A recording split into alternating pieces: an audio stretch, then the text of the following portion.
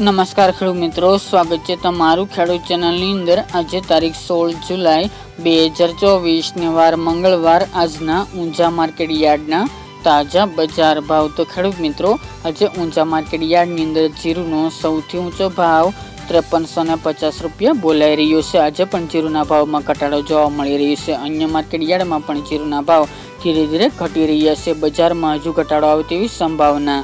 તો ચાલો આપણે જાણી લઈએ કે આજે રાયડો, જીરું અને અજમાના ભાવ શું ચાલી રહ્યા હતા।